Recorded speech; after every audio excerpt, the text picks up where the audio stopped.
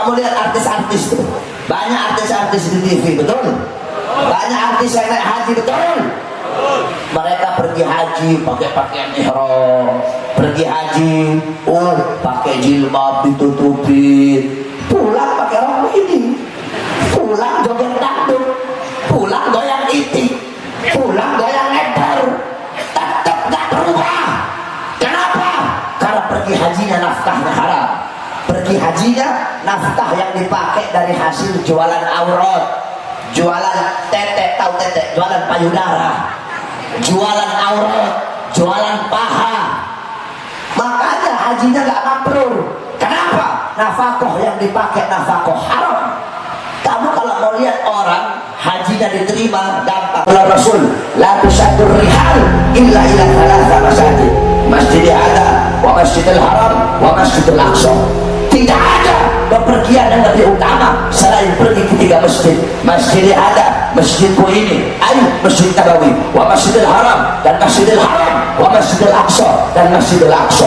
Dalam hadis yang lain, salatun fi Masjidil Hadar afdal min mi'ati alfi salatin. Salatun fi Masjidil Hadar afdal min alfi salatin fi ma siwahu. Salat di masjidku ini lebih utama daripada 1000 kali salat di masjid-masjid yang lain, yaitu Masjid Nabawi, illa Masjidil Haram, kecuali Masjidil Haram. Salatun fi Masjidil Haram afdal min mi'ati alfi salatin fi ma siwahu. Salat di Masjidil Haram di Makkah itu 100.000 kali lebih utama daripada salat di masjid-masjid yang lain. Ketahuilah wahai saudara-saudara, di Makkah setiap hari turun 120 rahmat. Tiap hari berapa rahmat yang turun? 120 rahmat turun di Ka'bah tiap hari. 60 rahmat bagi orang-orang yang tawaf, 40 rahmat bagi orang-orang yang sholat langsung menghadap Ka'bah, 20 rahmat untuk orang-orang yang memandang Ka'bah. Cuma mandang Ka'bah saja dapat 20 rahmat, saudara-saudara. 120 rahmat tiap hari turun. Secara apa? 60 untuk orang yang tawaf, 40 untuk orang yang sholat, 20 untuk orang yang memandang Ka'bah. Oleh karenanya engkau tamu-tamunya Allah. Ketika engkau datang ke Makkah, yang nyambut kamu adalah malaikat. Malaikat peluk kamu, malaikat cium kamu. Dalam hadis apa kata Rasulullah? Para orang-orang yang berhaji, mereka adalah tamu-tamunya Allah. Maka ketika mereka berkata, ya Allah ampuni aku, mereka minta ampunan, Allah ampuni dosa mereka. Mereka minta taubat, aku terima taubatnya. Mereka minta hajat, aku kabulkan hajatnya. Karena mereka tamuku, apapun yang mereka minta akan aku beri, kata Allah Subhanahu wa ta'ala. Jadi kamu jadi tamunya Allah, bersihkan kau punya hati, bersihkan kau punya niat. Nafkah rezeki yang kamu bawa harus nafkah yang halal, harus rezeki yang halal. Jangan dari nafkah yang haram. Ada 2 kelompok kelak ketika mereka pergi haji. Kelompok pertama ketika mereka bertalbiyah, labbaik Allahumma labbaik, labbaik Allah syarika laka labbaik.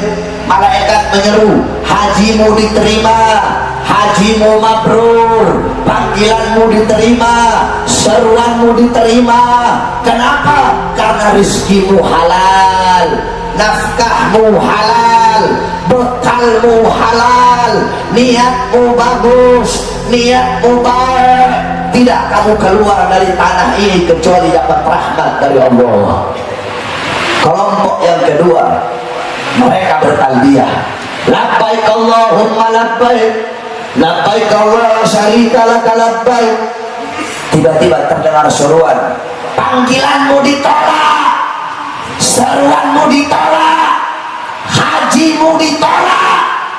Kenapa? Nafkahmu haram, bekal yang kau bawa bekal haram. Kamu datang haji dari hasil mencuri, uangnya dari hasil korupsi, uangnya dari hasil mencuri, dari hasil korupsi, dari hasil merampas haknya orang, dari hasil melebihkan timbangan, dari hasil menyusahkan orang. Hajimu ditolak. tidaklah kamu pulang kemari, tidaklah kamu pulang dari sini kecuali hanya mendapatkan kemurkaan dari Allah Subhanahu wa Ta'ala. Oleh karenanya saudara-saudara yang mau pergi haji, luruskan kau punya niat, pasang kau punya niat. Kamu punya uang, mampu untuk pergi haji, cepat-cepat berangkat haji. Dalam hadis qudsi, apa kata Allah? Seorang hamba, aku berikan dia keluasan tenaga. Dia punya tenaga, mampu, kuat, sehat. Aku beri dia juga keluasan harta, punya uang, punya nafkah, punya belanja, cukup dia untuk pergi haji. 5 tahun berlalu dalam kecukupan jasad, 5 tahun berlalu dalam kecukupan harta, tapi dia tidak kembali kepadaku. Maksudnya 5 tahun berlalu dalam keberadaan harta, 5 tahun berlalu kamu banyak uang, selama 5 tahun mampu pergi haji tapi gak pergi. Apa kata Allah? Maka kamu tidak akan mendapatkan rahmatku. yakni apa? Kamu akan mendapat murka Allah Subhanahu wa Ta'ala. Nah, adapun bagi kalian yang belum mampu, yang belum mampu jasad, yang belum mampu uang harta untuk pergi haji, niatkan dari sekarang. Ya Allah, saya niat kalau saya punya uang saya mau pergi haji. Ya Allah, saya niat kalau saya ada keluasan harta saya ingin menjadi tamu pergi haji. Tiba-tiba kamu mati dalam niat tersebut, kamu mendapatkan pahala haji walaupun kamu tidak haji. Berapa banyak orang-orang mendapatkan pahala haji mabrur padahal mereka tidak haji. Contoh, Al-Imam Abdullah ibn Mubarak, beliau mendengar malaikat sedang bercakap-cakap. Ini malaikat lagi ngobrol. Kata malaikat, tahun ini ada 600.000 orang yang pergi haji. Tahun ini 600.000 orang pergi haji, tapi yang diterima cuma satu, namanya Ali Al-Muwaffaq. Cuma dia yang hajinya diterima. Dia adalah seorang penjahit atau tukang sol sepatu. Abdullah bin Mubarak heran, 600.000 orang pergi haji tapi cuma satu yang hajinya mabrur. Dicari, orangnya ada di Damaskus. Ketika Imam Abdullah bin Mubarak sampai ke Damaskus, dicari seorang penjahit sepatu yang namanya Ali Al-Muwaffaq. Tiba-tiba beliau ketemu, kamu Ali Al-Muwaffaq? Ya, saya Ali Al-Muwaffaq. Tolong cerita kepadaku, kenapa kok haji kamu diterima? Loh, saya nggak pergi haji, kata beliau. Terus coba ceritain amal apa yang kamu lakukan. Beliau cerita, oh kemarin saya punya istri lagi ngidam. Ngidam apa? Perempuan kan kalau ngidam aneh-aneh. Saya punya istri ngidam daging milik tetangga sebelah yang sedang dipanggang. Saya mau cari dagang lain, dia nggak mau. Maunya daging tetangga yang ada di sebelah yang lagi dipanggang. Emang kalau orang ngidam itu aneh-aneh. Sama kayak saya punya istri. Istri saya ngidamnya apa aneh? Saya tanya, kamu ngidam apa? Saya ngidam, saya pengennya Kak Bahar nikah lagi.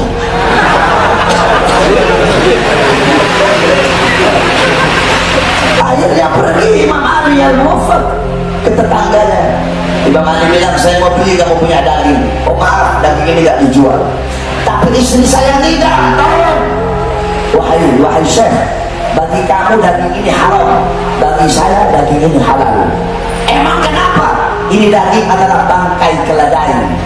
Kamu orang mampu, bagi kamu ini daging adalah haram. Saya janda, anak-anak saya yatim, berhari-hari gak makan, sehingga bagi saya bangkai ini halal bagi saya. Aku pun kasihan, maka aku berikan semua bekal hajiku kepada dia. Gara-gara itu hajinya diterima mabrur, niatnya sampai, dapat pahala mabrur walaupun jasadnya tidak pergi ke sana. Oleh karena itu, kalau punya harta, punya uang, niatkan dari sekarang untuk pergi haji. Adapun bagi orang-orang yang punya uang, punya harta tapi nggak mau pergi haji, bukan dia yang nggak mau pergi haji, tapi Ka'bah nggak mau didatengin sama orang yang comornya kayak begitu. Saudara-saudara, siapa kamu, siapa Ka'bah? Kalau ada orang punya uang tapi nggak mau pergi haji, bukan dia yang nggak mau pergi haji, bukan. Tanah Makkah nggak mau diinjak sama orang yang comornya kayak begitu. Kalau ada orang punya uang tapi nggak nggak mau pergi haji. Bukan dia nggak mau pergi haji, Hajar Aswad nggak mau dicium sama orang yang punya congoran kayak begitu. Orang-orang yang haji, orang-orang yang dipilih oleh Allah. Contoh Al-Imam Ibn Munkadir. Al-Imam Ibn Munkadir, beliau haji 33 kali. 33 kali haji, 33 kali wukuf. Ketika sedang wukuf di Arafah, wukuf yang ke-33, tiba-tiba beliau berdoa, ya Allah, wukufku yang pertama untuk menggugurkan rukun hajiku. Wukufku yang kedua, aku hadiahkan pahalanya untuk bapakku. Wukufku yang ketiga, aku hadiahkan pahalanya untuk ibuku. Sisa 30 ini aku hadiahkan untuk semua orang-orang yang wukuf di padang Arafah ini. Tiba-tiba dia tertidur. Ketika dia sedang tertidur, terdengar suara, wahai Ibn Munkadir, apakah engkau akan mendermawakan dirimu kepada Sang Maha Dermawan? Hei Ibn Munkadir, ketahuilah bahwasanya Allah telah mengampuni dosa-dosa orang yang wukuf di Arafah 60.000 tahun sebelum Allah ciptakan padang Arafah. 60.000 tahun sebelum Allah ciptakan Arafah, sudah Allah ampuni dosa-dosa orang yang wukuf di Arafah. Berarti orang-orang yang haji itu adalah orang-orang yang dipilih oleh Allah Subhanahu wa ta'ala. Kalau kamu tidak mampu tapi tetap berusaha pengen naik haji, kata Habib Abdullah Haddad, itu merupakan tanda sebagai kesempurnaan imanmu. Nggak punya uang tapi tetap berusaha pengen haji, itu tanda kesempurnaan iman. Tapi nggak punya uang, maksa pergi haji sampai anak istrinya terlantar, pergi haji tapi bikin susah orang, kata Habib Abdullah Haddad, ini justru jatuhnya haram. Jadi sama kayak orang bangun rumah tapi dengan waktu yang sama dia menghancurkan satu kota. Jadi kamu nggak cukup hartamu, niatkan dari sekarang. Agar apa? Agar Allah Subhanahu wa ta'ala jadikan kamu tamu-tamunya Allah, sehingga bisa pergi haji dan menjadi haji yang mabrur. Contoh haji mabrur itu seperti apa? Ada tandanya, ada alamatnya. Kamu lihat artis-artis itu, banyak artis-artis di TV, betul? Banyak artis yang naik haji, betul? Mereka pergi haji pakai pakaian ihram, pergi haji, pakai jilbab ditutupin, pulang pakai rok ini, pulang joget dangdut, pulang goyang itik, pulang goyang lebar, tetap gak berubah. Kenapa? Karena pergi hajinya nafkahnya haram. Pergi hajinya nafkah yang dipakai dari hasil jualan aurat, jualan tete, tahu tete, jualan payudara, jualan aurat, jualan paha. Makanya hajinya gak mabrur. Kenapa? Nafkah yang dipakai nafkah haram. Kamu kalau mau lihat orang hajinya diterima, gampang. Sebelum haji baik, habis haji lebih baik dari sebelumnya. Sebelum haji buruk, habis haji jadi hamba yang baik. Yakni apa? Bertambah ketaatannya, al-barakah, berkah. Di banyak orang Banjar, orang Madura suka ngomong berkah. Dikit-dikit minta berkahnya, minta berkahnya. Berkah itu apa? Hah? Berkah itu bukan bertambah harta, bukan bertambah pangkat, bukan bertambah umur, bukan bertambah jabatan. Al-barakah tuzibukum fil ta'ah. Barakah bertambahnya ketaatan, kepatuhan, ketundukan kepada Allah Subhanahu wa ta'ala.